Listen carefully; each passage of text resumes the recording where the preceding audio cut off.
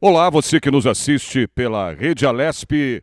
A partir de agora, você acompanha aqui ao vivo, direto do plenário Juscelino Kubitschek, a sessão ordinária de hoje, 5 de fevereiro de 2020. A partir deste momento, preside os trabalhos da Casa o deputado Gilmaci Santos, do Republicanos.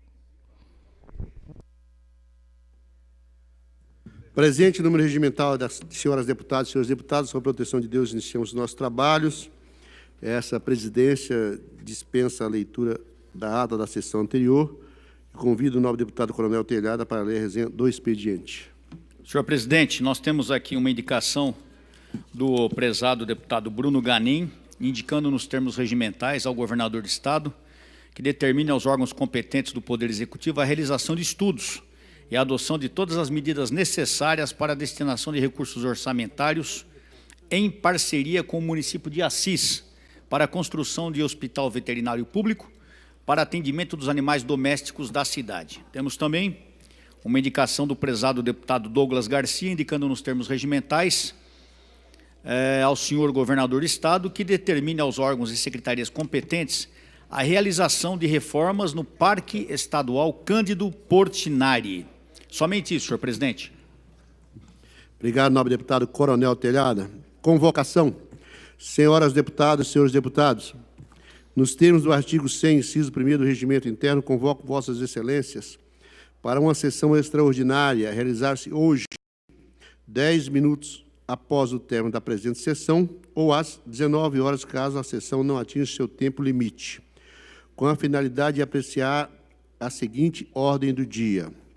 Discussão e votação em primeiro turno do projeto de resolução número 34 de 2019, de autoria da mesa, que dá nova redação ao parágrafo 12 do artigo 31 do Regimento Interno da Assembleia Legislativa.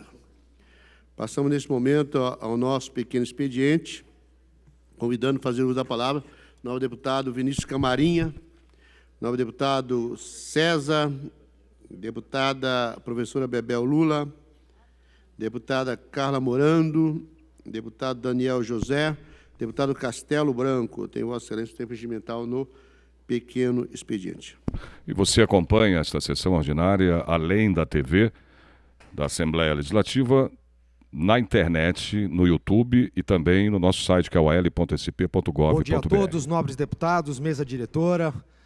É um prazer estar aqui novamente, segundo dia de pequeno expediente dos trabalhos legislativos 2020. E o que nos traz aqui hoje é reportar uma triste ocorrência que aconteceu pela manhã na Igreja de Jesus Cristo dos Santos dos Últimos Dias, no seu centro de treinamento na Casa Verde.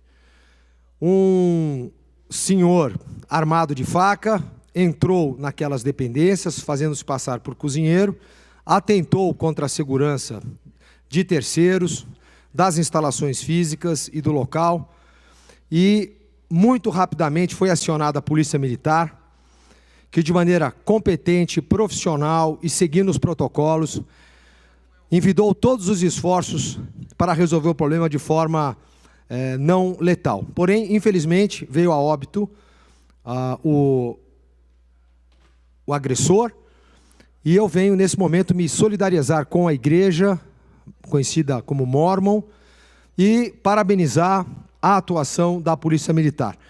Tudo leva a crer que foi um atentado de ordem pessoal, não ideológica, mas, de qualquer maneira, fica aqui o nosso pesar pelo falecimento da pessoa, ainda que de uma forma justa, porque foi feita em defesa da vida de outras pessoas. E o nosso apoio à Igreja de Jesus Cristo dos Santos dos Últimos Dias, que é amiga, que é leal e que faz um excelente trabalho no Brasil. Muito obrigado a todos e tenham todos um dia glorioso. Obrigado. Obrigado, deputado. Convidamos agora o deputado Adalberto Freitas, deputado Ricardo Melão, deputado Ricardo Madalena, deputado Itamar Borges, deputado Enio Lula Tato, deputada Janaína Pascoal, deputada Valéria Bolsonaro, Deputado Carlão Piatari. Deputada Leci Brandão. Tem Vossa Excelência o tempo regimental, deputada. Lembrando ainda que este pequeno expediente, os parlamentares, os deputados, têm um tempo regimental de 5 minutos para sua fala na tribuna. Neste momento, a deputada Leci Brandão, do PCdoB, faz o uso da palavra. Excelentíssimo senhor presidente, deputado Gilmaci, deputado Coronel Telhada, deputado e deputadas presentes a esse plenário, assessores desta casa, público que nos assiste e o público respeitoso aí da galeria. Obrigada pela presença mais uma vez. Ontem nós não tivemos a oportunidade de usar essa tribuna, porque tínhamos também o Colégio de Líderes e a gente tinha que apresentar lá também o projeto da medalha Teodosina Ribeiro, que foi, graças a Deus, assinado lá por todos os líderes. Eu quero aproveitar para agradecer também, que é um evento que a gente faz aqui desde que entramos nesta casa. Mas eu queria me ater agora à PEC 17, né, a proposta de emenda à Constituição do Estado, que ela altera o artigo 180 da Constituição de São Paulo, que trata das normas relativas ao desenvolvimento urbano. A gente sabe que vários municípios possuem as áreas institucionais, mas eles não podiam utilizar, né, esses terrenos para a construção de moradia de interesse social. Então, houve essa emenda à PEC permitindo que os municípios possam usar esses terrenos para poder fazer casas. Afinal de contas, o problema de moradia está muito grande, tem muita gente aí em situação de rua, está bastante complicado, e eu confesso que achei o projeto bom, até porque eu não tenho problema com o projeto de quem quer que seja, a partir do momento que ele vá fortalecer, né, o povo do Estado de São Paulo, a gente assina favoravelmente, não tem problema algum. Ocorre que alguns parlamentares questionaram também esse projeto pelo fato de cada município tem um comportamento. Existem municípios que fazem as coisas do jeito que tem que ser feito, ou seja, usando aquele espaço público para construir hospital, creche, escola, enfim. E outros municípios não fazem isso. E o que está sendo questionado é o seguinte: quem não tem lugar para morar, enfim, vai ter esse espaço que é para essas coisas que eu falei anteriormente, e vão ter as suas casas. E a gente pergunta, quem já tem, como é que vai fazer? Vai passar para outro município? Vai inchar outro município? E vai tirar a oportunidade das coisas serem resolvidas? Então, é assim, eu estava conversando ainda há pouco com alguns amigos, todo projeto tem um lado positivo e tem um lado negativo. Então, a gente vai ter sempre que olhar, que refletir, que analisar, porque se tudo fosse unanimidade, seria uma beleza, mas, infelizmente, nem todas as coisas são dessa forma. E eu também quero agradecer aí a todas as pessoas que estão conseguindo ter um comportamento mais de paz, uma coisa de mais entendimento, de mais diálogo. Eu ontem percebi que o encaminhamento dessa casa, que está todo mundo dizendo que vai ser uma coisa muito ruim, em função das eleições municipais, né, que vão acontecer em novembro, mas eu tenho certeza que se todo mundo manter, né, se as pessoas tiverem assim a tranquilidade de continuar, né, a casa da mesma forma que foi ontem, né, a reunião do Colégio de Líderes, todo mundo ouviu todo mundo resolveu deixar as coisas problemáticas mais à frente, nós vamos ter uma situação, um ambiente mais favorável na casa, porque 2019 foi um ano em que nós tivemos aqui muitos atritos, muitas contrariedades, né? O público não entendeu nada desse parlamento do ano passado, mas esse ano, deputado Enio Tato, acho que a gente vai conseguir colocar o trem nos trilhos, que é assim, a discussão sempre vai ter que haver oposição, situação, Mas vamos ver se a gente consegue manter a calma, né, e o respeito recíproco, porque aí, dessa forma, a política vai ficar com P maiúsculo e a gente não veio aqui para brigar, a gente veio aqui para discutir, para analisar e para refletir. Eu acho que esse recesso também serviu para isso. Ontem, vários deputados aí falaram que visitaram cidades longínquas, que nem todo mundo tem a oportunidade de chegar lá para ouvir o povo, e o relato que eu ouvi ontem aqui foi muito, muito positivo.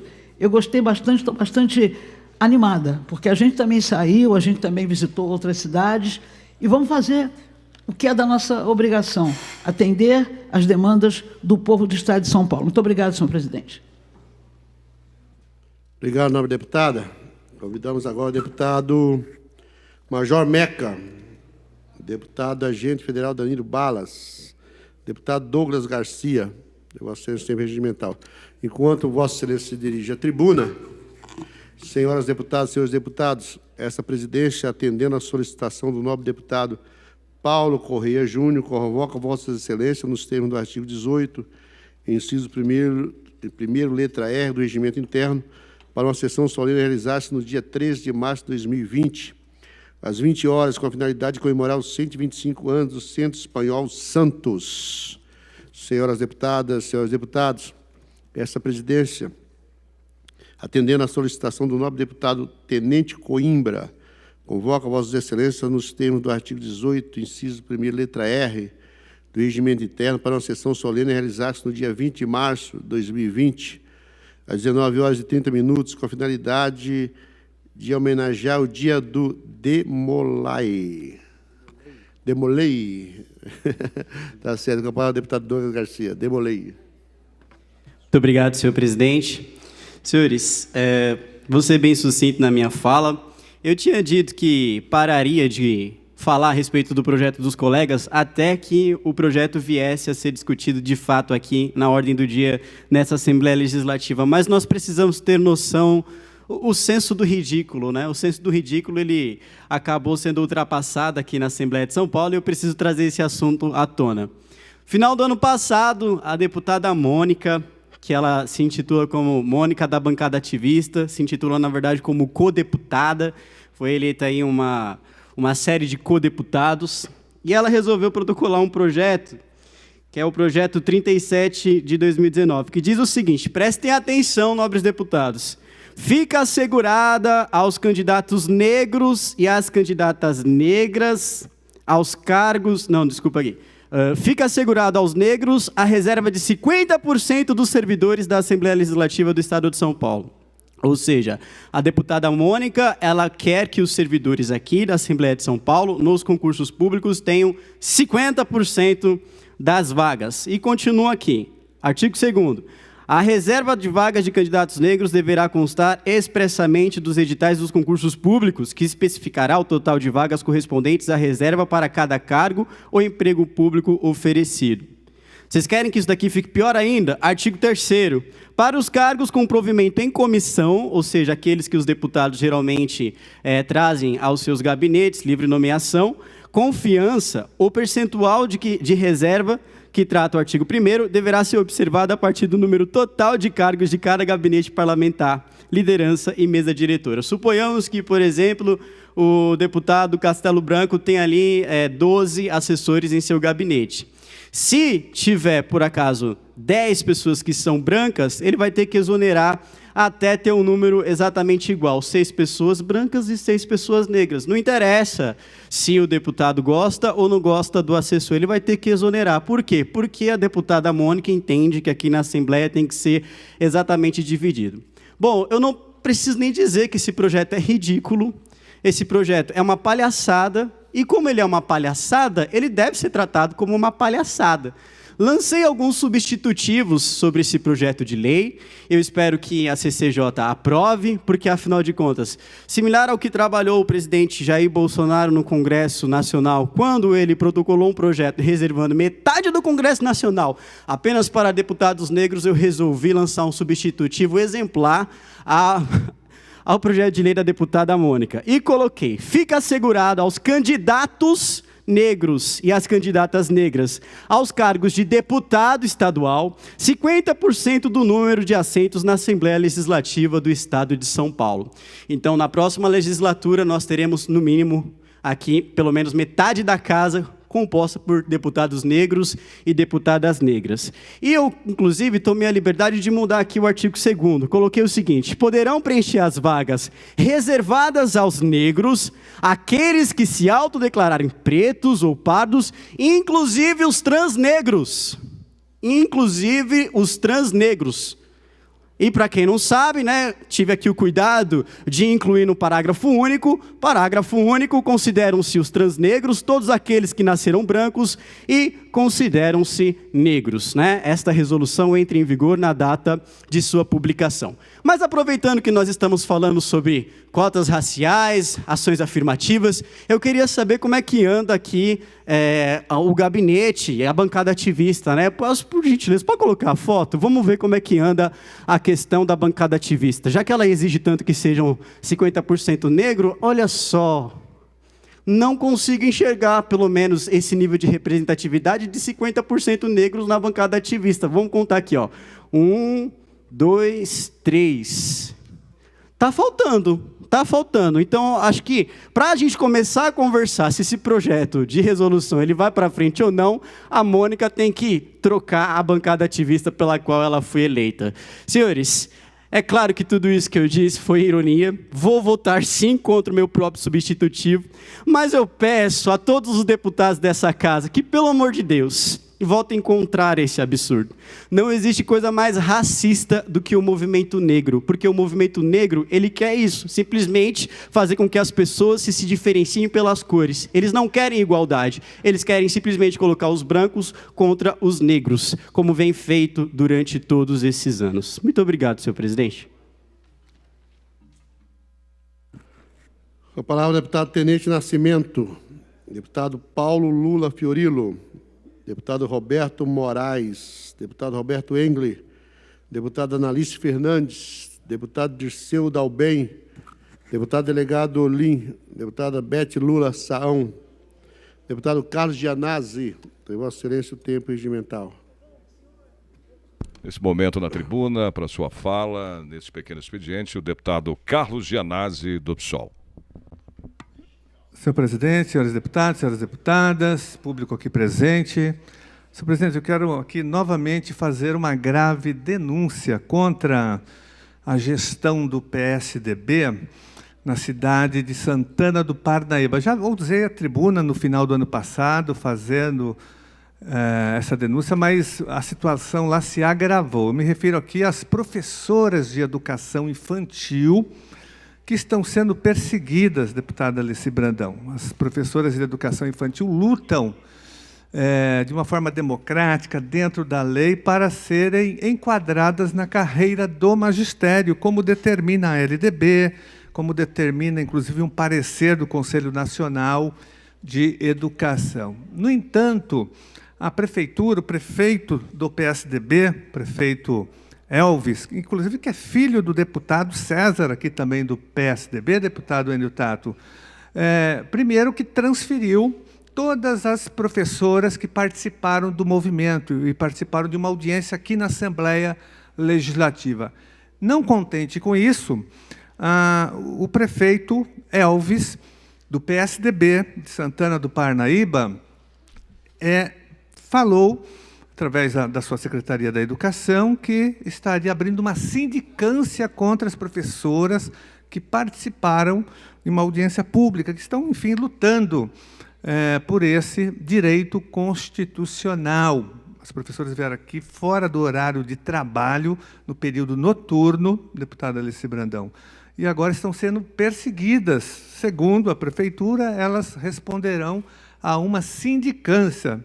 E mais ainda, elas não estão recebendo um bônus que é pago para todas as servidoras de educação infantil. Essas professoras, guerreiras, batalhadoras, que lutam, né, pela categoria, não estão recebendo o bônus, porque, segundo a prefeitura, elas vão responder uma sindicância. Nem estão respondendo, vão responder ainda e ficaram de fora dessa bonificação. Um verdadeiro absurdo. Primeiro, o não enquadramento. Segundo, porque estão sendo perseguidas e criminalizadas. Terceiro, porque não estão recebendo o bônus. E esquecido o principal aqui, foram todas transferidas, deputada Alessi Brandão, das suas sedes, das suas escolas para regiões distantes. Então, uma perseguição aberta, covarde, perversa e ilegal, porque afronta esse comportamento do prefeito Elvis de Santana do Parnaíba, do PSDB, que está criminalizando e perseguindo as professoras de educação infantil, afronta o artigo 37 da Constituição Federal, que coloca claramente como um dos princípios da administração a impessoalidade. Está usando todo o seu aparato, ali estatal para perseguir professoras que lutam pelos seus direitos. Nós já acionamos o Ministério Público do Trabalho, o Ministério Público Estadual, inclusive estamos também até mobilizando e acionando o Tribunal de Contas do Estado de São Paulo para ver se as contas estão em ordem, como que é a prestação de contas, sobretudo na área da educação. Então, nós vamos tomar providências, denunciar, porque é muito grave esse processo. Ou seja, lá em Santana do Parnaíba, lutar significa crime, É uma criminalização, uma perseguição covarde, nefasta e perversa e ilegal do prefeito do PSDB contra educadores, que trabalham todos os dias atendendo as crianças nas creches da prefeitura. É um absurdo isso. Então, nós vamos reagir. O Ministério Público já foi acionado, o Ministério Público Estadual, o Ministério Público Federal do Trabalho. Estamos também já acionando o Tribunal de Contas do Estado de São Paulo. E, se for o caso, nós vamos levar o caso para a Organização Internacional do Trabalho. Deputada Alessi Brandão, deputado Enio Tato, porque é grave, O PSDB tem vários prefeitos perseguindo professoras, servidoras, retirando direitos, mas eu queria fazer esse registro aqui, que Santana do Parnaíba lutar pelos direitos trabalhistas, sociais e previdenciários significa ser criminalizado. É o que está acontecendo com as nossas professoras, que têm todo o nosso apoio, e nós vamos continuar tomando todas as providências e vamos também denunciar exaustivamente o que vem acontecendo nesse município. E faço um apelo aqui ao deputado César, deputado do PSDB, para que tome providências. Não é possível que um deputado estadual permita que o seu filho, prefeito, persiga professoras de educação infantil, transferindo professoras que lutam para regiões distantes, não pagando a bonificação. Seu presidente, isso é um absurdo total. Então, faço um apelo, o deputado César não está aqui no plenário, mas já fiz esse apelo para ele, e vou continuar fazendo, porque é muito grave essa situação. Lutar não é crime. Muito obrigado, senhor presidente. Obrigado, deputado. Com a palavra, deputado Coronel Telhada. Nesse momento, com a palavra, o deputado Coronel Telhada, do Progressistas. Vocês ouviram a fala antes do deputado Carlos Gianazzi. Neste momento, o deputado Coronel Telhada tem a palavra. Senhoras deputadas, senhores deputados, senhor presidente, deputado Gilmaci, eu quero iniciar a minha fala hoje saudando o dia 5 de fevereiro. Nós temos algumas homenagens nesse dia.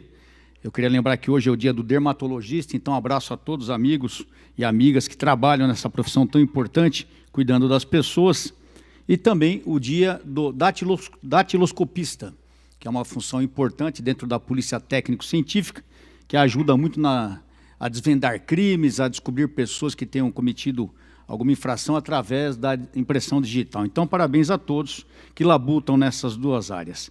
Eu queria também aqui me solidarizar à Polícia Militar pela ocorrência que aconteceu hoje na Zona Norte, onde uma igreja foi invadida por um indivíduo armado de faca, e a ação rápida da Polícia Militar impediu que ocorressem vítimas dentro daquelas pessoas que frequentavam aquela igreja. Infelizmente, o indivíduo acabou sendo morto. Eu falo infelizmente porque a polícia militar ela não tem prazer quando há morte em nenhum tipo de ocorrência, mesmo que seja do autor do crime, do marginal. No caso aqui eu não creio nem que fosse um marginal, alguma pessoa talvez com problemas mentais, talvez religiosos, a gente não sabe, né? Mas infelizmente esse cidadão aqui acabou sendo morto na ocorrência. Muitas pessoas às vezes criticam, falam, mas precisava matar? O indivíduo estava com uma faca, o policial está com um revólver. Quem fala isso é porque nunca enfrentou um indivíduo com uma faca na mão, a periculosidade, o perigo que é uma faca na mão de uma pessoa que sabe usar a arma. E eu sempre digo, eu fui baleado 2 vezes, e eu prefiro ser baleado do que tomar uma facada. Porque uma facada, se acerta no tórax, na barriga, é um estrago violento. Se acerta na perna femoral, pescoço, enfim, a faca é um instrumento, a arma branca é um instrumento perigosíssimo. E eu quero me solidarizar à Polícia Militar, porque eu tenho certeza que os policiais que estavam nessa ocorrência não queriam esse resultado também. Então, desejar sucesso, terão que responder um processo, que faz toda aquela parte, terão que ouvir críticas, porque as pessoas ficam com seus traseiros sentados numa cadeira, debaixo de um ar-condicionado, criticando a ocorrência da Polícia Militar. Então, esses policiais militares, o meu apoio e parabéns pela ocorrência. Os senhores evitaram, apesar dessa morte, quem sabe quantas mortes foram evitadas. Falando em morte, nós temos mais uma morte de um militar no Rio de Janeiro, um militar da Marinha, que foi morto. Não se sabe se ele foi, por ser militar, confundido com um policial ou se foi vítima realmente de roubo. Mas é o sargento da Marinha, Davidson Oliveira Silveira, 37 anos, jovem ainda, com uma bela carreira pela frente. O Davidson Oliveira Silveira foi morto na Avenida do Contorno. Ele tinha 37 anos e está sendo investigado se ele foi confundido com um policial ou se realmente reagiu a um roubo que estava ocorrendo. Então, nosso preito de solidariedade à família desse militar que morreu, infelizmente, mais uma vítima da violência no Brasil. E eu, para finalizar aqui, senhor presidente, eu recebi um e-mail de um cidadão chamado Bruno Mateus. Ele prestou exame para a Guarda Civil Metropolitana lá da cidade de Carapicuíba. O que acontece? Esse exame foi feito e até agora não se chamou a maior parte dos... A Guarda Municipal de Carapicuíba hoje tem somente 70 integrantes. A Carapicuíba é um município muito grande. E foi feito o exame, mais de 2.000 inscritos, sendo que 64 somente chegaram ao final. Em abril de 2019 foi homologado o concurso, e desses 64 somente foram chamados 15 ou 14, que restando, portanto, 40 pessoas a serem chamadas. E a aflição desse cidadão aqui é que se demora muito para chamar esse pessoal, ele vai acabar perdendo a oportunidade devido à idade dele, que já está no limite. Então nós estamos fazendo um documento aqui ao senhor prefeito da cidade de Carapicuíba, pedindo para que chame o mais rápido possível esses 40 aprovados no concurso para a Guarda Civil Metropolitana, porque são pessoas que querem trabalhar, precisam trabalhar, muitos têm o sonho de servir na Polícia Municipal e com certeza ajudarão em muito bem o município. Só para vocês terem uma ideia, o orçamento lá, o salário inicial, segundo esse informe aqui desse cidadão, é de R$1.000 o salário do GCMil, portanto, quase na faixa do salário mínimo, que é uma tristeza também, né? Uma pessoa que vai cuidar do município poderia ganhar um pouquinho mais, seria muito bem-vindo, um salário adequado para esses homens e mulheres da Guarda Civil Metropolitana, lá de Carapicuíba. Quero reforçar mais uma vez, não sei se confere esse valor de R$1.000, mas é o que está sendo dito aqui para o peso, para o salário inicial, R$40.000. Então, senhor prefeito de Carapicuíba, vai aqui nosso pedido, nossa solicitação, para que Vossa Excelência chame esses 40 aprovados no concurso para a Guarda Civil Metropolitana. Senhor presidente, eu queria solicitar a Vossa Excelência que essa parte do meu discurso, que a taquigrafia enviasse, por gentileza, essa parte do discurso ao senhor prefeito de Carapicuíba, solicitando que sejam chamados os 40 aprovados no concurso para a Guarda Civil Metropolitana. Muito obrigado. Obrigado, deputado. Será feito da forma regimental, como Vossa Excelência assim está solicitando. Convido agora a fazer uso da palavra o deputado Jorge Lula do Carmo, deputada Maria Lúcia Amari, deputado Coronel Nishikawa, deputado Sargento Neri, deputado Rodrigo Gambale, deputado Conte Lopes.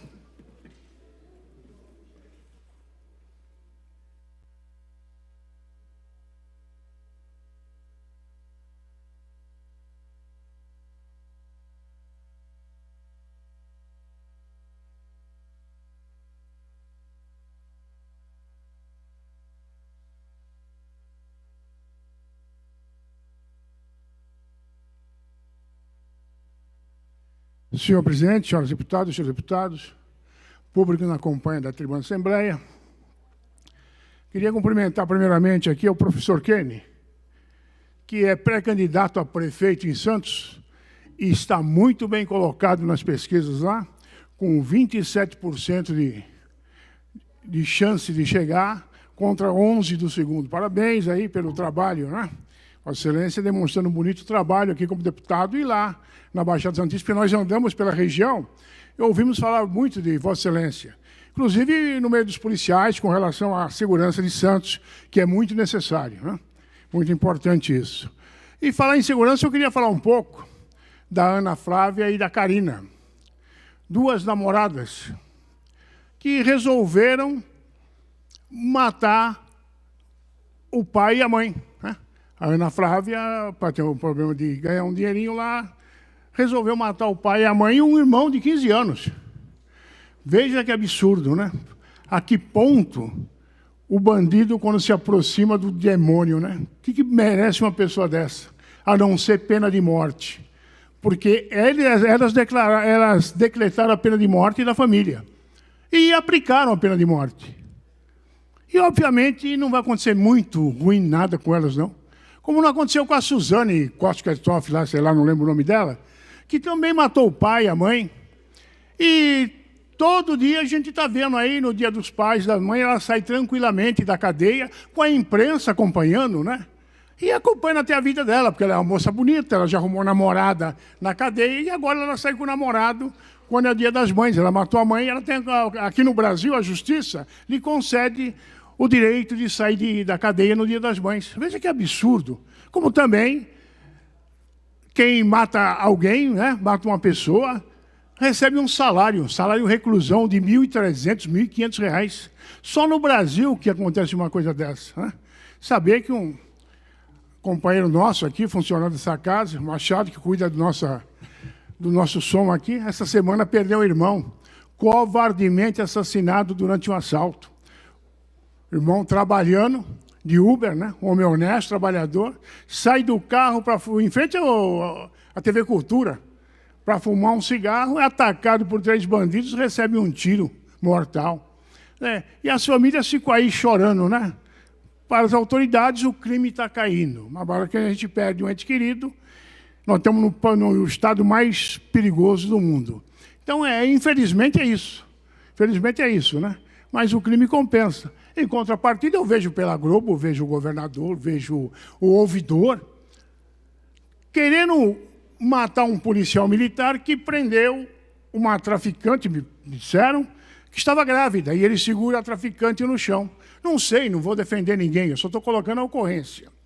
Porque nós policiais, ou a polícia quando faz uma ocorrência boa, todo mundo vira pai da criança, né? Olha o que nós fizemos, como nós prendemos. E parabéns à Polícia Civil pelo levantamento em cima da Ana Flávia e da Karina, aí, que descobriu que ela e mais 3 mataram a família. Então, quando tem uma ocorrência boa, o governador aparece apresentando a ocorrência, né? Olha o que nós fizemos, salvamos uma criança, prendemos um bandido. Quando o policial, não sei, porque o policial não falou, quem fala é a Globo, fala o governador e fala o Benedito Mariano. Por que o policial está em cima da mulher lá, eu não sei. Se ela é grávida e está traficando, pelos mais de 50 anos que eu tenho na polícia, ninguém me ensinou uma outra forma de que mulher grávida está liberada para traficar. Se eu ver uma mulher grávida traficando, como policial, eu tenho a obrigação de prendê-la, sob pena de eu ser processado, né? Por omissão. Né? Eu posso ser processado e condenado, ir para a cadeia. Então, cabe ao policial, se ela estiver traficando, prendê-la, não resta a menor dúvida. E usar a força necessária para dominá-la. A gente vê ali o policial sozinho, de acordo com informações, haveria outros traficantes, até a mulher estaria filmando, né?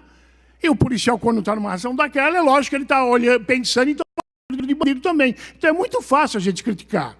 É muito fácil vir para querer a cabeça do policial, né? Agora é engraçado isso, quando o filho é bonito, todo mundo sai falando bem, né? Olga, vamos ganhar um ponto aqui, olha a polícia, o que ela fez, olha que beleza a polícia, né? O próprio governador, de vez em quando ele dá umas pisadas na bola nesse sentido, né?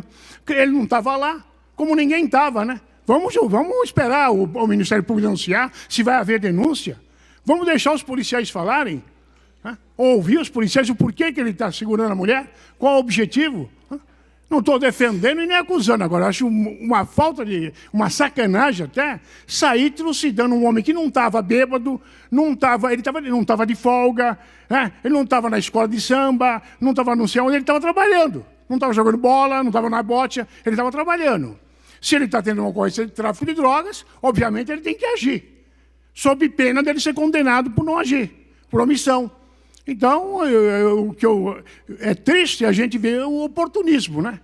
Agora, vamos matar o policial. Olha como ele está trabalhando errado. Como está errado? Ele está sozinho lá. Que se vê, ele está sozinho. E aí, o que ele está fazendo? Alguém vai ouvi-lo? Pelo menos ouvi-lo. Ele tem o direito de falar. E tem o direito também de julgamento. Eu mesmo, né? Por trocar tiros com bandido, matar bandido, fiquei 22 anos respondendo o processo. E o cara só tinha feito o quê? Baleou um investigador de polícia, matou um tenente, Paulo Rage, do Tático Móvel, baleou o coronel Gilson da Rota, baleou o Celso Fernando da Rota e morreu em tiroteio comigo. Né? E eu fiquei 22 anos respondendo o processo. E fui absolvido pelo Pleno, 25 desembargadores. Então, senhor presidente, apesar do Caco Barcelos escrever livro, fazer um monte de onda, eu fui absolvido. Então, não sei porque sai todo mundo matando o policial. Obrigado, senhor presidente. Com a palavra o deputado Marcos Damasio, deputado Gil Diniz.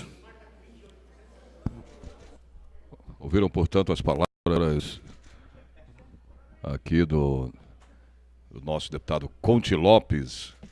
Neste momento, sobe à tribuna o deputado Gil Diniz para falar nesse pequeno expediente pelo tempo de 5 minutos para sua fala. Boa tarde, presidente. Boa tarde a toda a mesa. Boa tarde aos deputados presentes aqui no pequeno expediente, ao público aqui na galeria, quem nos assiste pela TV Alesp, aos nossos funcionários, os policiais militares e civis. Eu concordo com a fala do deputado Conte Lopes, acompanhando aí as redes sociais. Vimos as críticas, Conte, ao policial, operação do policial no interior de São Paulo. E é incrível, né, a celeridade do nosso governador quando o assunto é condenar o policial e dizer que ele afastou o policial, exigiu o afastamento do policial. Ainda disse... sob pena dele ser condenado por não agir, por omissão. Então, eu gostaria de saber do governador qual que é o protocolo numa situação como aquela. Um traficante preso, ela também envolvida ali na ocorrência, outro filmando, com certeza ali o policial correndo risco de morte, coronel Telhada. E o governador sempre célere na crítica aos nossos policiais. Ele poderia ser célere para pagar, por exemplo, a indenização à família do Sargento Ruas. Sargento Ruas, uma lenda do policiamento em São Paulo, uma lenda do 16º Batalhão de Polícia Militar, que trocou o tiro e morreu como herói em Paraisópolis. Paraisópolis, onde, meses depois, aconteceu ali aquele pancadão, proibido, coronel Telhado, uma lei que Vossa Excelência aprovou, proibido, e os policiais do Tático Móvel, 16º também, todos ali afastados com celeridade da Força Tática. Então, venho aqui à tribuna para cobrar do governador, da Secretaria de Segurança Pública, a indenização da família do policial militar morto em combate. Fui no seu velório, tratado como herói, mas devia ser tratado como herói em vida.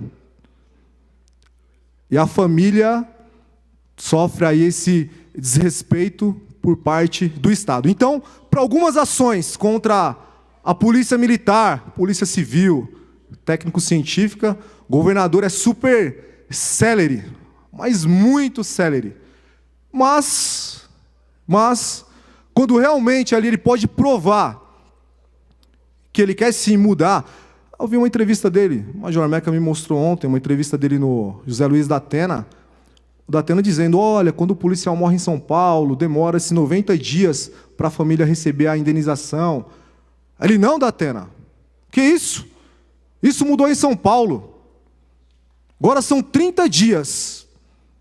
Dia 3 agora fez 90 dias que o herói policial militar, o Sargento Ruas, mais de 30 anos, deputado Gilmacir, de policiamento, se eu não me engano, 31 anos, já tinha dado o seu tempo de serviço, já podia estar na reserva, um veterano, mas estava nas ruas de São Paulo combatendo o crime organizado. Então, vamos subir aqui à tribuna para questionar, sim, o governo do Estado, para cobrar, sim, por exemplo, estou citando aqui o Sargento Ruas, mas posso ir mais atrás, Cabo Gonçalves, litoral, São Paulo, deputado Balas, que também não morreu em combate, estava de folga, mas foi cruelmente assassinado, covardemente assassinado, por ser policial militar, por ser um policial de rota.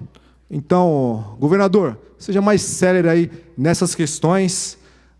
Sei que o senhor gosta nos dias de luto aí em São Paulo, quando algum policial morre, o senhor gosta de jogar bola e comer pizza ou dançar aí com seus aliados, mas fica aqui essa crítica, esse pedido, e vamos exigir aí que essa indenização seja paga. Peço, Coronel Telhada, que as notas taquigráficas sejam enviadas, deputado Gilmaci, perdão, sejam enviadas à Secretaria de Segurança Pública e ao senhor governador, por gentileza. Muito obrigado, senhor presidente. Será assim feito nos termos regimentais, nobre deputado. Convidamos agora o deputado Alex de Madureira, deputado Luiz Fernando Lula da Silva, deputada Letícia Aguiar, deputado Tenente Coimbra, deputado Teonílio Barba Lula, deputada Márcia Lula Lia, deputada delegada Graciela, deputado Jorge Wilson, deputado Ed Thomas, deputado Ed Wellington Moura e deputada Adriana Borgo. Passamos, então, à lista suplementar. Deputado Tenente Nascimento, deputado Rafael Silva, deputado Dimitri Chedi, deputado Caio França, deputado Enio Tato. Nesse momento, sobe a tribuna para sua fala o deputado Enio Tato, do PT, ainda neste pequeno expediente. Senhor presidente, senhores deputados, deputadas, público que nos assiste, que nos visita, os funcionários da casa. Senhor presidente, voltaram as aulas, tanto no município como no Estado. E voltou à realidade, a triste realidade do Estado de São Paulo, do governo do PSDB, que há mais de 25, 26 anos administra o Estado de São Paulo, mesmo que eles falam que agora não é continuidade das administrações anteriores. Eu gostaria de ter umas fotos de uma escola, uma ou duas escolas lá da minha região, da Zona Sul de São Paulo, que eu gostaria que colocassem, por favor.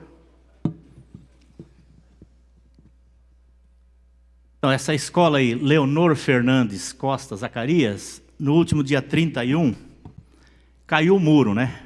Muita chuva naquela região e caiu o muro. Então, olha a situação que está. Essas fotos foram tiradas agora essa semana, uma visita que foi feita lá.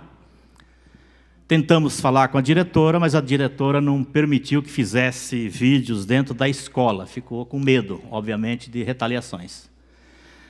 O problema é que caiu o muro, e caindo o muro, os moradores de lá, deputado Paulo Fiorilo, que você conhece também, eles começaram a perceber como é que está o estado que está a escola estadual, Leonor. E aí perceberam que o problema não é só o muro que caiu, mas a chuva dentro das salas de aula, a quadra de esportes, já fazem 3 anos que não é utilizada, que está toda arrebentada. Nessas chuvas, as escadas lá dentro viram uma cachoeira, né? E até o refeitório enche de água. Então é um problema sério. E a diretora simplesmente não deixou filmar, mas simplesmente falou que não tem verba para resolver esse problema de manutenção. E quando a gente ouve o secretário, inclusive que deu entrevista hoje na Band, meu conterrâneo lá do Rio Grande do Sul, o secretário Roseli Soares, parece que está tudo bem, parece que está tudo em ordem, né? E a situação é essa. Pode colocar a foto novamente? Uma outra escola também, bem próximo, dessa escola Leonor é uma história mais delicada. É essa escola Recanto Campo Belo, 2018. Essas fotos. Só que essa escola, ela pegou fogo em 2014, deputado Janazzi. E até agora ela não foi reconstruída. Lá no Recanto Campo Belo. Tanto esse deputado aqui como o deputado Janazzi, nós já cansamos de fazer pronunciamentos aqui falando da escola do Recanto Campo Belo. Já cansamos de ir até a Secretaria da Educação, levar pais, alunos, pessoas do bairro, para reivindicar, para reconstruir essa escola. E nada. Só de 2014, quando pegou fogo, até agora, deputado, fiz questão de levantar, passaram-se 4 ou 5 secretários de educação. Um detalhe, do mesmo partido. E a solução não vem.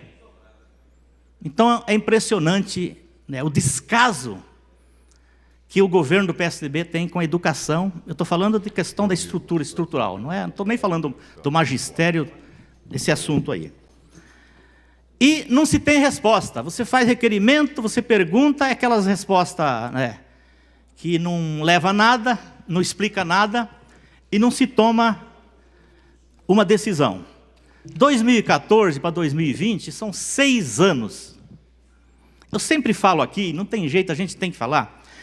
Deputado Janazzi, se fosse uma escola da região central, da região mais, né, aqui, mais povoada, aliás, povoada lá também é.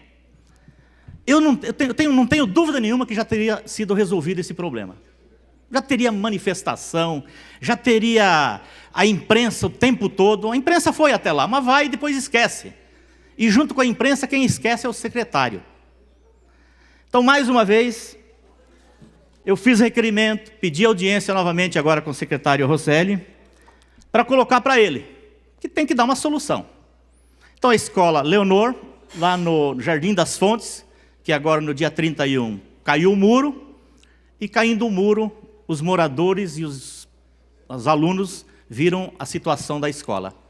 E essa do Recanto Campo Belo, que é desde 2014, e o governo do Dória, o governo do PSDB, os governos do PSDB, não resolveram. Então era isso, senhor presidente. Mas eu vou voltar a falar de uma outra escola também da região, que é a Renata Menezes, lá da barragem, que daí o problema é muito mais sério e muito mais longo e que não está sendo resolvido. Era isso, senhor presidente.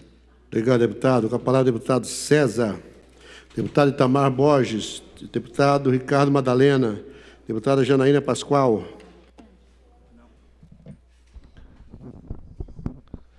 Lembrando que você assiste, além da TV, a transmissão desta sessão ordinária pela internet, no YouTube e no nosso site, que é o al.sp.gov.br. Nesse momento, na tribuna, para sua fala, a deputada Janaína Pascoal, do PSL. Muito obrigada, senhor presidente. Cumprimento todos os colegas presentes, as pessoas que nos acompanham hoje aqui, os funcionários da casa, os que nos acompanham à distância. Eu não sei se será possível fazê-lo nos 5 minutos, mas eu vou utilizar esses 5 minutos e aí me inscrevo novamente. Eu quero ler na íntegra o projeto de lei que eu apresentei ontem aqui nesta casa. Tá? O projeto de lei ganhou o número 7 de 2020. Ainda não está disponível no sistema, pelo menos eu fiz uma consulta hoje pela manhã bem cedo, no meio da manhã não estava disponível, mas ele já está protocolizado. E eu quero dar publicidade a ele aqui na tribuna e insistir, né, reiterar o meu pedido de apoio a este projeto, porque considero um projeto muito importante, né, para São Paulo e para o Brasil. Quero muito que ele seja replicado. Vamos lá. Fica vedado o uso de recursos públicos em publicidade e ou propaganda governamental e institucional em todo o Estado de São Paulo.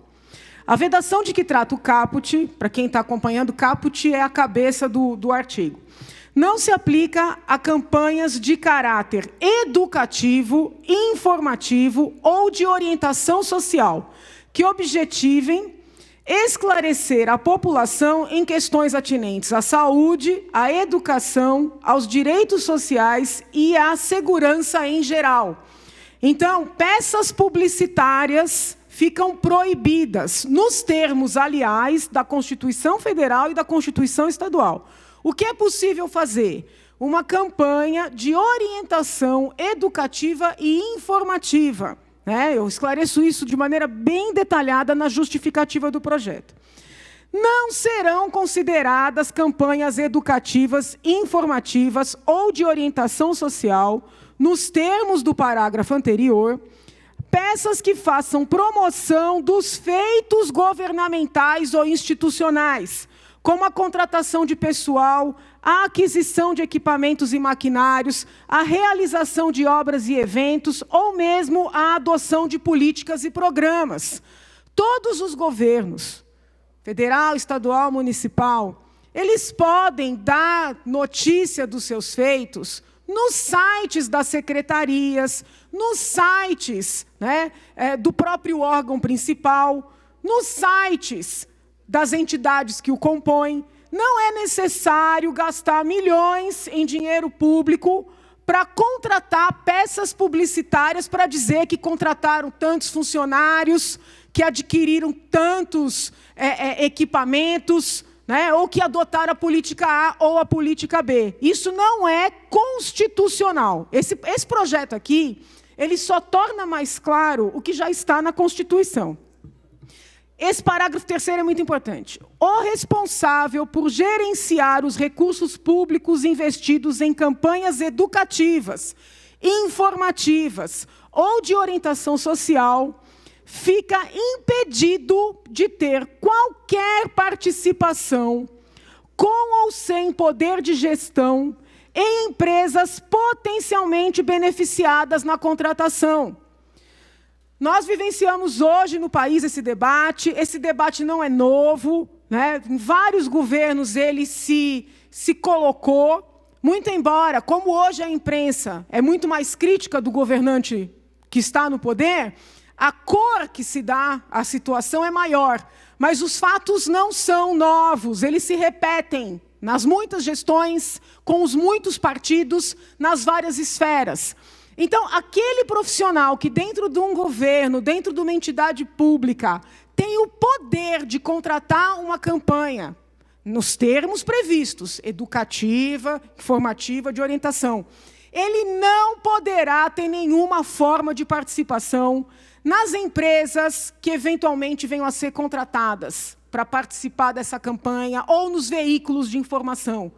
O sócio de uma TV não pode ter o poder, por exemplo, de distribuir dinheiro para fazer essas campanhas. O sócio de uma agência de publicidade, ainda que não tenha poder de gestão. Isso é uma questão ética, é uma questão de compliance em qualquer lugar do mundo. Acho que São Paulo é vanguarda ao aprovar uma lei como essa, é o que eu estou pedindo para esta casa. Fica vedado o uso de recursos públicos em financiamentos a empresas de publicidade e ou propaganda, bem como a veículos de comunicação de toda e qualquer natureza. Durante o recesso, o governo estadual... Percebam, senhores, que aqui tem dispositivos para enfrentar os problemas federais, estaduais e municipais. Aqui não tem nada de partidário. Eu vou só fechar isso aqui, presidente, um segundinho, por favor. Houve a contratação, houve, na verdade, a liberação de mais de 20 milhões na forma de empréstimos para empresas de comunicação. Não é uma maneira adequada, salvo o melhor juízo, e é isso que eu estou propondo discutir aqui com a casa, de empregar o dinheiro público. Porque pode ser uma forma de controlar a imprensa, ainda que indiretamente. Os veículos de informação não ficarão livres o suficiente para criticar se eles tiverem recebido dinheiro público ou para fazer a campanha ou como empréstimo a juros baixos. Eu vou precisar me inscrever e eu volto para terminar a leitura. Com a palavra, deputado Paulo Fiorillo. Paulo Lula Fiorillo. Palavras, portanto, há pouco da deputada Janaína Pascoal, do PSL.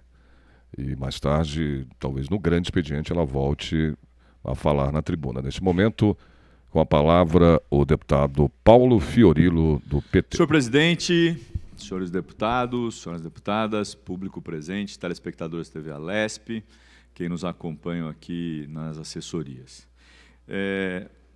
Queria trazer aqui para a Assembleia um tema da educação da cidade de Cotia.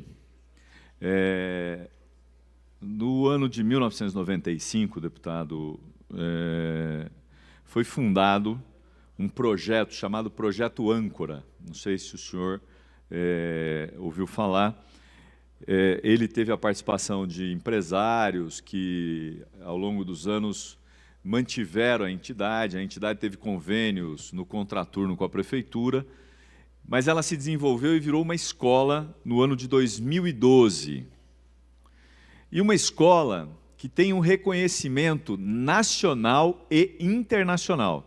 Ela está entre as 12 melhores escolas do Brasil, e é uma escola que tem uma metodologia diferente das escolas tradicionais, que dialoga com a Escola da Ponte, que é um projeto português, mas que aqui em São Paulo tem uma escola no Butantã, e ela tem um diferencial.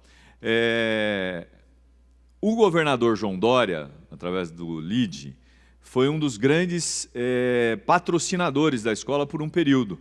E ele ainda hoje é o conselheiro da escola.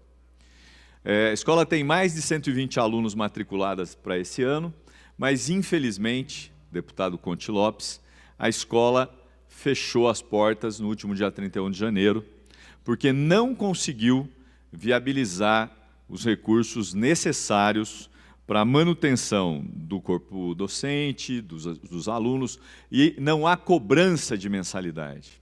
Então, pense, no momento em que a educação no Brasil vive uma crise, tanto do ponto de vista do financiamento, como do ponto de vista dos seus exames, na tentativa de mudar a avaliação dos alunos para aqueles que têm 6 anos, coisas que preocupam e que precisam ser debatidas, a gente tem um projeto chamado Âncora, lá em Cotia, aqui pertinho, 18 quilômetros de São Paulo, que, infelizmente, por falta de recursos, deve fechar as portas, fechou já esse ano, e é preciso que a gente possa buscar uma saída. Eu tenho certeza que, nesse caso, deputado Gil Diniz, não é uma aliança do PT com o PSDB, não é. É uma preocupação do PT que deve envolver o PSDB, até porque eu disse que o governador é conselheiro. Então, nós precisamos sensibilizar o governador, quem sabe para buscar uma saída. Eu não estou nem propondo estadualizar, porque não é essa a lógica do PSDB, o senhor sabe disso. A lógica do PSDB é municipalizar, é transferir a responsabilidade das escolas estaduais para os municípios, o que significa mais gasto para os municípios sem o retorno. Mas, nesse caso específico, e em função do que significa essa escola para a região, para vários alunos que estão estudando lá, eu tenho impressão que é preciso sensibilizar o governo do Estado. Sensibilizar através do governador, porque é conselheiro. E, de novo, aqui vamos voltar para o Rocieli, que é lá do Sul, mas que já foi ministro, secretário no Amazonas e hoje é secretário aqui. Da importância de buscar uma saída junto com a direção da entidade para que essa escola possa continuar funcionando. Eu não conheço a escola, não conheço, mas conheço a história dela. Tive pais, alunos que relataram e que colocaram a preocupação, porque vários alunos não têm onde estudar agora, não conseguiram vaga. Porque a escola fecha no dia 31 de janeiro, as matrículas, as transferências ocorreram no final do ano passado, no início desse. Então, nós estamos vivendo ali em Cotia uma situação delicada. E eu tenho certeza que essa Assembleia não deixará de responder à altura essa demanda da escola, do projeto Âncora, da escola Âncora, que, ao longo desses anos, desde 1995, depois quando vira escola em 2012, vem desenvolvendo um trabalho importantíssimo, tão importante que a escola foi considerada uma das 12 melhores do Brasil e tem reconhecimento internacional. Então, deputado Gil, o senhor que tem uma preocupação grande com a formação, não só dos seus filhos, que o senhor já disse aqui nesse púlpito, mas a formação do indivíduo é fundamental. E acho que aqui, nós podemos, deputado Melão, que é do Novo, que também se preocupa com a capacitação, com a formação, ter um gesto coletivo para ajudar essa escola que passa por um momento delicado e difícil e que poderia ter uma saída importante nesse momento em que a gente vive crises e mais crises na educação. Muito obrigado, senhor presidente. Obrigado, nobre deputado Paulo Lula Fiorino. E com a palavra de Vossa Excelência, nós encerramos nesse momento o pequeno expediente, já passando para o grande expediente, convidando já o primeiro orador, que é o nobre deputado Ricardo Melão. Estamos, portanto, nesse momento, já no grande expediente, onde os parlamentares, os deputados aqui da Casa, têm um tempo regimental maior, a partir de agora, de 10 minutos para a sua fala. Nesse momento, assume a tribuna o deputado Ricardo Melão. Boa tarde a todos, boa tarde, presidente, boa tarde aos meus colegas deputados aqui presentes no plenário, boa tarde a todos os assessores aqui, os policiais que também nos tratam aqui na casa, as pessoas da galeria, mas hoje eu queria me dirigir a você de casa, seu João, dona Maria, você, seu João, que acabou de pagar o seu IPVA, que tem ali o valor de 3% a 4% do carro que você adquiriu a tanto custo, você, dona Maria, que faz compras para sua casa, para alimentar a sua família, com o suor do seu trabalho, e paga em alguns produtos como a carne, quase 30% de ICMS, eu queria conversar com você. Porque eu gostaria de contar para você para onde que o seu dinheiro está indo, e uma boa parte dele. Vamos lá. Eu fico feliz de retornar a essa casa, depois de um período de quase 1 mês e meio de recesso, e eu sei que eu, como muitos deputados, continuaram trabalhando, porque o nosso trabalho não se restringe apenas a atividades parlamentares aqui dentro do plenário e para votar e aprovar projeto de lei. Nosso trabalho continua nas ruas, visitando as pessoas, entendendo os problemas e, principalmente, fiscalizando o Estado. E eu tive o trabalho, nesse mês de janeiro, de fazer um levantamento e, em loco, conferir como o Estado está gastando o nosso dinheiro. E, pelo levantamento que a minha equipe, de forma muito competente, fez, eu constatei que nós temos, no Estado de São Paulo, responsabilidade do governo do Estado. E eu não vou culpar essa gestão, culpo todas as gestões anteriores que foram corresponsáveis desse absurdo que eu vou mostrar agora.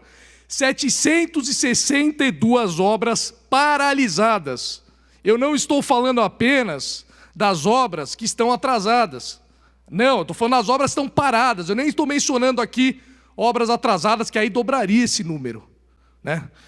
Sabe quanto já foi gasto nesses projetos que estão parados, uns até que já iniciaram a construção? Fica aquele esqueleto horrível ali, sujeito à invasão, sujeito à deterioração do material que foi investido lá. Sabe quanto foi gasto nisso?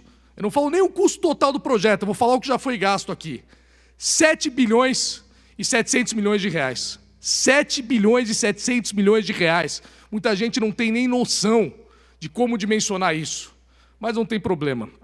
Eu e minha equipe fizemos um trabalho aqui, uma lista, justamente para vocês saberem o quanto vale esse dinheiro, ou seja, aonde ele poderia ter sido aplicado e não foi. Na verdade, foi jogado na lata do lixo, porque muitas obras ali não serão continuadas e não terão condições de serem continuadas. Precisamos focar nisso, precisamos apontar os responsáveis e tomar atitudes severas para que esse tipo de coisa não aconteça mais. Então, segue aqui a lista do que daria para fazer com 7 bilhões e 700 milhões de reais que foram jogados na lata do lixo. Vamos lá. Daria para comprar, atenção, as pessoas preocupadas com a área da saúde. A gente sabe que tem muitos municípios aí que não têm posto de saúde e condições mínimas de atender os seus cidadãos. Daria para comprar 43.750 ambulâncias equipadas, aquelas UTI móveis, que a gente sabe que são tão importantes no socorro e nos primeiros atendimentos, que salvam vidas, com esse dinheiro que foi desperdiçado com essas obras que são hoje verdadeiros esqueletos. Daria para pagar 1 ano de salários de 150 mil professores do Estado de São Paulo. Cadê aqui os deputados que defendem os professores do Estado de São Paulo? Daria para pagar 1 ano inteiro do salário deles. Daria para comprar 93.333 viaturas para a Polícia Militar, falou aqui aos policiais também presentes, né? A gente sabe que a frota atual tem apenas 17 mil viaturas, então daria para comprar muitas vezes mais, daria para renovar mais de 5 vezes essa frota. Daria para construir, atenção deputados ligados à área habitacional, Com esse mesmo dinheiro que foi jogado na lata do lixo, ele poderia ter adquirido, construído 116 mil casas populares jogados no lixo. Daria para construir 140 hospitais. Daria para pagar todos os gastos dessa Assembleia por 7 anos. Detalhe, gastos que eu já considero extremamente elevados, e eu sei que eu, a bancada do Novo, e muitos outros deputados fazem economia nos seus gabinetes. A casa devolveu aí um valor significativo para o governo do Estado em economias dessa casa. Ou seja, só o que se gasta, que já é um absurdo, daria para manter essa casa por 7 anos, com o dinheiro que foi desperdiçado nessas obras. Daria para pagar todos os gastos da Secretaria de Habitação por 10 anos, citando aí um órgão do governo do Estado, né? Daria para pagar o salário de todos os policiais militares do Estado de São Paulo por 1 ano, com esse mesmo valor que foi jogado na lata do lixo, com obra parada, né? E daria para pagar também por quase 2 anos a estrutura inteira da Polícia Civil. Não apenas toda a estrutura, mas como também o pagamento do salário dos 28 mil funcionários da Polícia Civil. Ou seja, eu entendo que, para a gente poder cobrar esse tipo de atitude, a primeira coisa que nós temos que fazer é dar o exemplo. E eu busco dar o meu exemplo no meu gabinete, sendo responsável com a fatia de recursos públicos que me cabe. Agora, existe um mundo enorme, existe um universo imenso de desperdício no nosso Estado, e é nossa tarefa como deputados fiscalizar a atuação do governo do Estado. E eu dedicarei firmemente esse ano para ser cada vez mais combativo na defesa daquele que eu escolhi representar, o pagador de impostos do Estado de São Paulo. Muito obrigado, gente. Convidamos agora o deputado Ricardo Madalena, deputado Itamar Borges, deputado Enio Lula Tato, deputado Janaína Pascoal.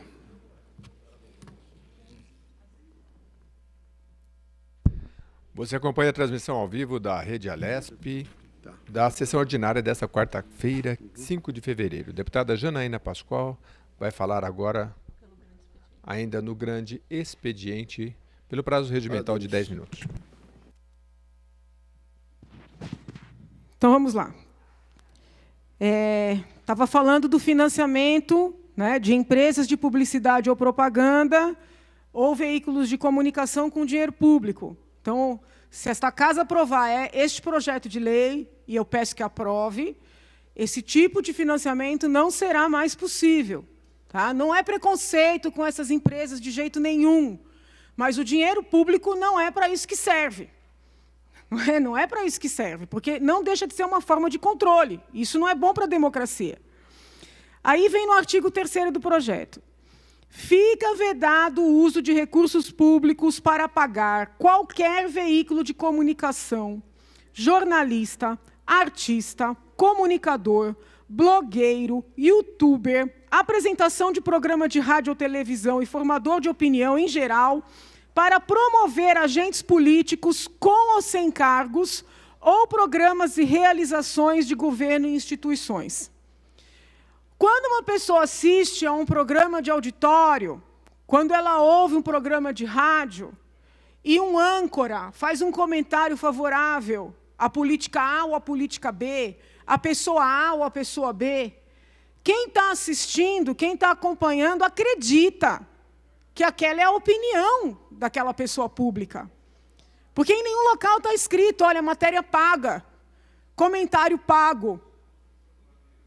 Quando um âncora fala de um produto, imagina-se que tem ali um patrocínio. Quando fala de um programa de governo, de uma pessoa, né, nós não podemos imaginar que aquela comunicação ela é paga.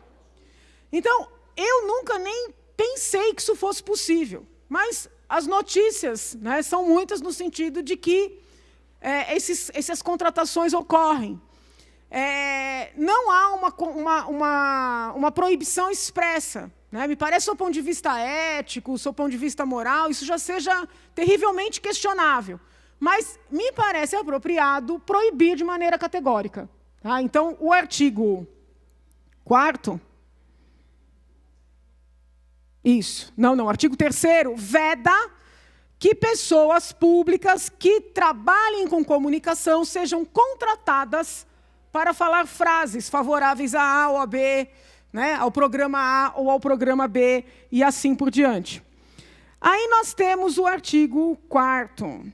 Fica vedado o uso de recursos públicos para a contratação de agências ou equipes com o fim de monitorar redes sociais e avaliar a popularidade de mandatários de cargos eletivos ou de detentores de quaisquer cargos públicos. Nós estamos atravessando essa discussão aqui em São Paulo, porque o governador do estado fez uma contratação milionária para que as redes sociais sejam monitoradas para saber se as pessoas o apoiam ou o rejeitam. Quando teve a possibilidade de defender esta mesma contratação, diz que o governo Dilma também contratou e o governo Bolsonaro mantém a contratação. Então, não importa se é o governo Lula, se é o governo Dilma, se é o governo FHC, se é o governo Bolsonaro, se é o governo Dória, se é o governo Alckmin, se é o governo Bruno Covas, não importa qual é o governo. Não tem sentido gastar milhões do dinheiro público para fazer monitoramento de rede para uma finalidade que não deixa de ser eleitoral. Isso sem falar na censura. Então, se é estadual, se é federal, se é municipal, nós precisamos deixar claro que isso não pode. Porque as pessoas se indignam quando é o lado de lá que está fazendo, né? Eu procuro me nortear, né, com o mesmo grau de indignação diante das ações que são inconcebíveis, não importa quem as execute. Fica vedado o uso de recursos públicos na contratação de shows e espetáculos, bem como no patrocínio de eventos de toda e qualquer natureza. O dinheiro público deve e pode ser empregado na cultura, né, no pagamento de pessoal, para dar aula para as crianças carentes, para promover cultura nas mais diversas localidades. Agora, tem cabimento o dinheiro público pagar artistas consagrados, pagar shows? Não raras vezes, além do dinheiro público, o artista ainda cobra um ingresso de R$500, R$700 ou mais. Não é para isso que nós pagamos impostos. Então, se o bom senso não impera, nós temos que fazer lei.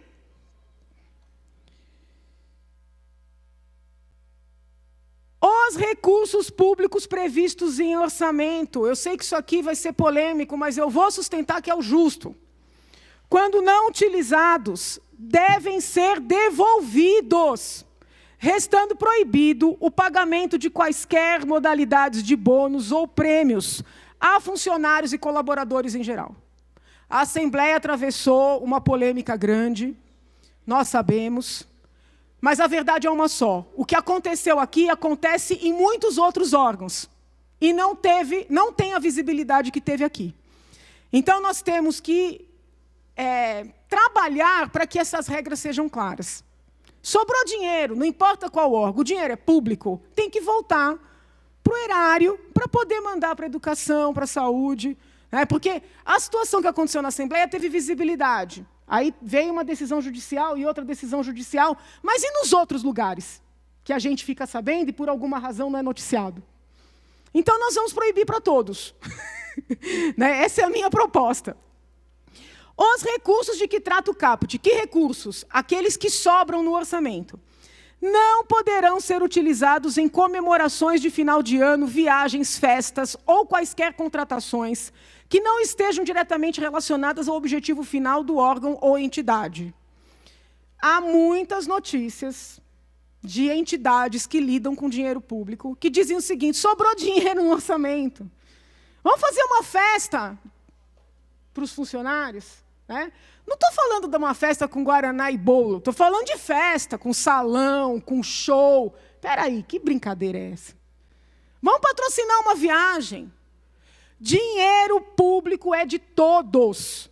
Essa história de dizer que sobrou e que por isso vai fazer alguma coisa porque sobrou, não é o princípio que está na Constituição Federal, que está na Constituição Estadual e que deve nortear o administrador público, simplesmente não é. Aí vem, as contratações realizadas em desacordo com o estatuído na presente lei, ou seja, todos esses artigos anteriores, serão nulas, ficando os responsáveis obrigados a ressarcir os cofres públicos, respondendo ainda por improbidade administrativa, nos termos na legislação vigente. Tá? Levantei muito material tratando que toda afronta ao artigo 37, que é o que proíbe gastos com publicidade, promoção, autopromoção, caracteriza improbidade administrativa. Então, nós temos competência nesta casa para tratar da matéria e para fazer essa previsão de que o descumprimento dessas normativas caracteriza improbidade administrativa. Subordinam-se ao disposto nesta lei, isso é muito importante, os órgãos do Poder Executivo, os órgãos do Poder Legislativo, os órgãos do Poder Judiciário, do Ministério Público e da Defensoria Pública, porque existe muita visibilidade sobre os políticos, mas não são só aqueles que são eleitos que lidam com dinheiro público. O dinheiro público é manuseado por várias entidades e vários órgãos, e estes princípios aqui têm que ser observados por todos. Bem como as pessoas da administração indireta e todas as entidades controladas, direta ou indiretamente, pelo Estado de São Paulo e pelos municípios paulistas. O disposto nesta lei aplica-se também às organizações sociais e demais entidades do terceiro setor que recebem recursos públicos.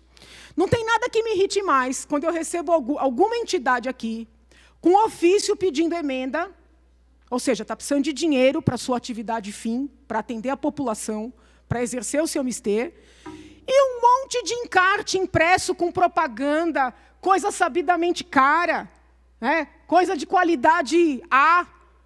Como é que pode estar pedindo dinheiro de emenda, dinheiro público, e estar ao mesmo tempo gastando com promoção? Então, quando chega com esses encartes valiosíssimos, pedindo dinheiro público, eu já olho com outro olhar. Porque se está sobrando dinheiro para promoção, para publicidade, é porque não está faltando para a atividade fim. Tá?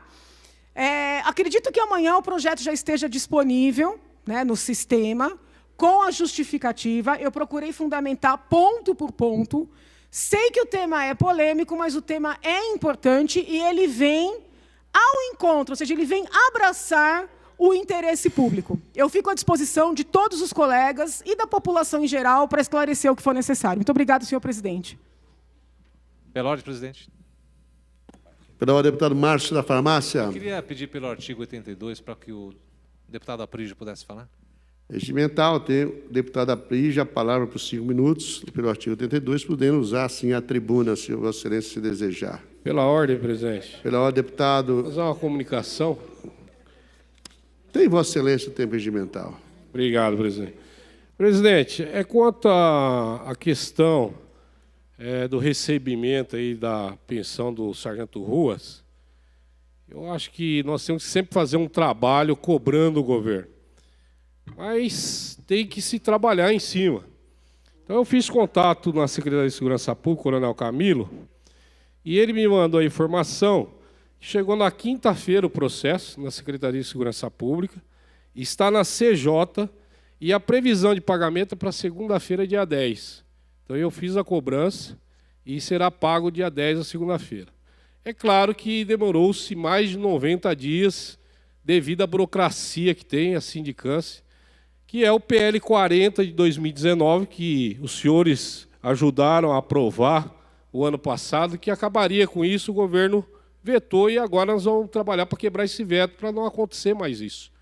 Mas agradeço, Coronel Camilo, pela atenção, ao governador por ter aberto aí as portas da Secretaria de Segurança Pública e passar para a família do Sargento Ruas, que segunda-feira, dia 10, é a previsão de pagamento. Obrigado, presidente. Obrigado, deputado. Parabéns pelo trabalho. Com a palavra, deputado Aprígio, pelo artigo 82, pela liderança do Podemos. Obrigado, senhor presidente. Eu quero agradecer a presença de todos os deputados aqui presentes, a presença da galeria, dos funcionários, e dizer, senhor presidente, que, como a doutora Janaína, a deputada Janaína estava falando, deputada, concordo com você, que o dinheiro público tem que ter muito cuidado. O dinheiro público é do público. Então, como você disse, fazer festa, final de ano, fazer gracinha com o dinheiro público são para pessoas irresponsáveis. né? A gente vê muito isso, mas realmente é pessoas irresponsáveis. Então a gente tem que acabar com isso. Não fazer nem a festa com o bolinho com o Guaraná. Não fazer nada. É público e não é meu. Se não é meu, eu não vou mexer, né? Mas eu quero também me referir aqui, senhor presidente, à minha cidade aqui, Taboão da Serra, que fica a 15 quilômetros daqui. E o que a gente percebe naquela cidade, ontem e hoje, eu recebi muitos telefonemas pedindo para que eu fizesse uso da tribuna e falasse sobre a cidade de Taboão da Serra, que ela recebeu um aumento de passagem, agora, no final de janeiro, um aumento de passagem de R$ 3,80. O prefeito teve a coragem de aumentar para R$ 4,30. O pessoal não suporta esse aumento. Tanta gente que estão lá, principalmente funcionários públicos, que estão há mais de 8 anos sem receber aumento de salário.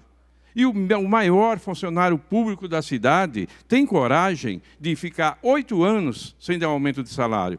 Mas ele teve a coragem de aumentar o ônibus mais de em 50 centavos a passagem de ônibus. O pessoal não aguenta e reclamam. É muito é muito desconfortável os ônibus da cidade. Passou até na Bandeirante esses dias, passou na Globo, dizendo que se encontra todo tipo de inseto e sujo dentro daqueles ônibus. Então, não é para valer o que vale, sem contar que é uma cidade que tem 22 quilômetros quadrados. É uma cidade muito pequena. Tem lugar que as pessoas vão a pé porque nem compensa pegar ônibus e a cidade é pequena. Por que uma passagem tão cara? E aí eu pergunto para você, prefeito, por que uma passagem tão cara que você aumentou de R$ 3,80 para R$ 4,20? Sem contar que esse mesmo prefeito, fez um estelionato eleitoral, quando ele prometeu na campanha que ele não ia aumentar a passagem do ônibus. Ele disse, eu não vou aumentar a passagem de ônibus, eu vou colocar aqui bilhete único, eu vou colocar aqui na cidade a passagem muito mais barata, eu vou fazer integração com o metrô, Vila Sonha do metrô, que não existe essa integração. E agora a gente fala, você não disse que não ia aumentar a passagem? Ele fala, eu não falei isso, é mentira. Mas eu gostaria que o Machado colocasse, tem uma gravação aí, colocasse para vocês ouvir o que o mesmo prefeito que disse, não vou aumentar, agora ele aumentou. Eu assumi em 2013, a passagem tinha sido aumentada pelo governo do Evilásio e do Aprígio para R$ 3,30. Uma das minhas primeiras medidas foi diminuir o valor da passagem para R$ 3,00. E nós conseguimos manter esse valor até hoje, enquanto todas as cidades da região metropolitana aumentaram. Esse pessoal quer ganhar as eleições mentindo para a população. Eles não têm responsabilidade. Agora inventam que eu sou do PCC. Olhem só que absurdo. Diga aí. Fala que o cara é do PCC. Fala, amigo, que o Fernando é do PCC. Fala, amigo, fala aí que o cara é do PCC. Afrouxou, cara? Tem que ficar com o Fernando mesmo. O povo que tá acostumado a ficar com merda. Afrouxou, cara? O povo que tá acostumado a ficar com merda, tem que ficar com merda. A sorte é que a população não é boba e tem gente denunciando esse tipo de agressão. Bem, meus amigos, eu peço desculpas por ser obrigado a ter que fazer desmentidos e coisas desse tipo. Deveríamos estar discutindo a cidade e não perdendo tempo com essas baixarias. Agradeço a sua atenção e peço que me ajudem, porque eu acredito que a verdade sempre vence. Uma boa semana. E agora, prefeito, o que você diz para o munícipe da cidade? Aumentou ou não aumentou? Alguém está mentindo ou você está mentindo? Está vendo aí como a verdade aparece? Obrigado, pessoal. Pela ordem, senhor presidente. Pela ordem, deputado Ed Thomas. Senhor presidente, para uma comunicação. Vossa Excelência, o tempo regimental para uma comunicação. Senhor presidente, nesta quarta nesta quarta-feira, né, o presidente Bolsonaro voltou ao tema quanto aos combustíveis. Primeiro, eu quero parabenizar o presidente pela atitude. Embora os governadores não tenham gostado. É isso. Eu não estou falando aqui da perda de receita, do acréscimo de receita. Eu estou falando daquilo que o povo vive através dos postos de combustíveis, que é uma vergonha. Algo que ele colocou com razão. O problema que eu estou tendo com o combustível, pelo menos a população já começou a ver de quem é a responsabilidade. Não estou brigando com governadores. Eu quero que o ICMS seja cobrado no combustível lá na refinaria e não na bomba. Tudo aquilo que foi feito não chegou no combustível, no bolso do consumidor. Certo? E é fácil a gente estar culpando lá em cima o governo federal. É lógico que ele tem que fazer o gesto e já demonstrou isso. Isso aqui é muito verdadeiro que o presidente Bolsonaro colocou. É necessário ter respeito.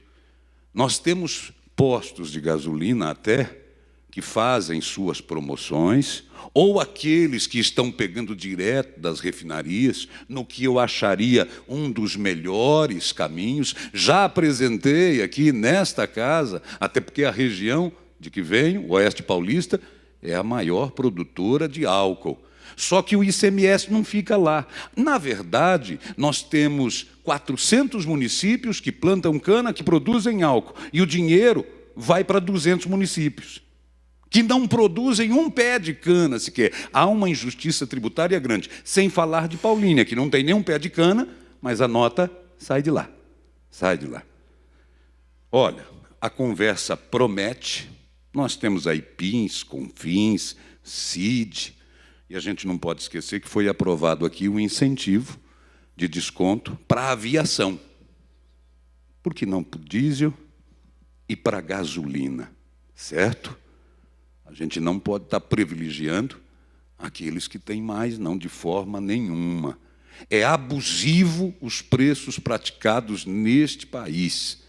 Na minha cidade, Presidente Prudente tem um posto que está vendendo, mas muito barato, buscando o álcool direto da usina. É simples dessa forma, simples desse jeito. Então, eu uso esse microfone para parabenizar o presidente Bolsonaro pela atitude acima de tudo. Não sabemos o que vai realmente acontecer, mas o melhor tem que acontecer para as pessoas, para o consumidor, na ponta final, e naquele que produz na indústria, com certeza, desse país. Era esse o comunicado, senhor presidente. Senhor presidente, havendo acordo de lideranças, eu peço o levantamento da presente sessão. Regimental o pedido de Vossa Excelência, senhoras deputadas e senhores deputados, havendo acordo de liderança, a presidência, antes da Príncipe levantar os trabalhos, convoco Vossas Excelências para a sessão ordinária de amanhã, hora regimental, com a mesma ordem do dia de hoje, lembrando-nos ainda da sessão extraordinária a realizar-se hoje às 19 horas. Está levantada a sessão. Você acompanha a nossa transmissão ao vivo aqui pela Rede Alesp da sessão ordinária desta quarta-feira, dia 5 de fevereiro. Lembrando, portanto, então, nós voltamos ao vivo a partir das 7 da noite com a sessão extraordinária. Agora você segue com a nossa programação.